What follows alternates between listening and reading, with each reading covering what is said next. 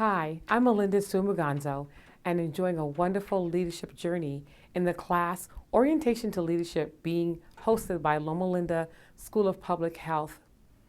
Now, eyes on the leader, eyes on the leader, watch the leader now, watch the leader now. Now you might ask yourself, why did she come up with that chant? This chant reminds me of a leadership team experience one time when a group got together and they were in a circle. There was a leader within the group that was engaging them in calisthenics, changing up the calisthenic aspect each time. The goal of the game was there was a person outside the room that had the responsibility to come in the room and attempt to identify who was the leader of this group. The goal of the team was, the participants in the circle, was to make sure that they synchronize the new calisthenic move based on watching the leader, but being really slick about it.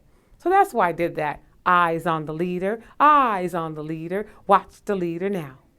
Now I say that all to you to help you identify more closely and ask you a couple of questions. Are you a leader? Do others perceive you as a leader? What drives you to aspire for leadership roles? Do you have what it takes to be a leader? How do you identify that you're a leader?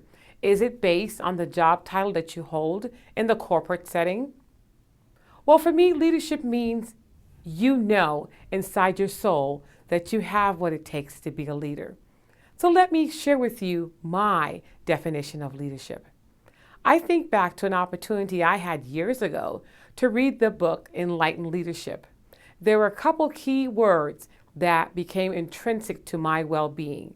For me, those key words were one's ability to influence behavior. How do you influence behavior?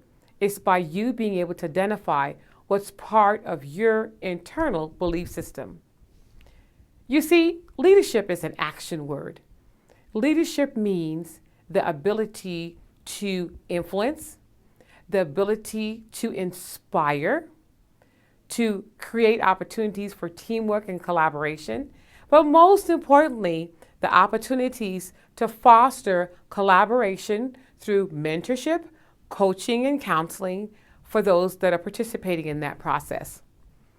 What else does leadership mean? It's the opportunity for a person to identify where their skill set lies.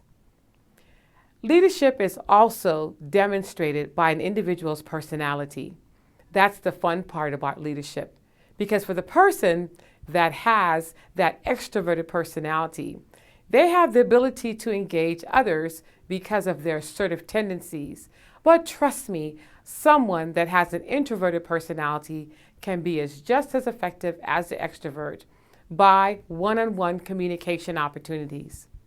The bottom line is, when it comes to leadership, you as an individual and I as an individual have the power to not only master our talents and our skills, but engage in resources to help us take that information that we have and our talents and our skills to empower others, to invoke them to respond to change, invoke change, and produce a better outcome for the organization and for the participants. So back to my eyes on the leader, eyes on the leader. My true question for you is, how do you define leadership?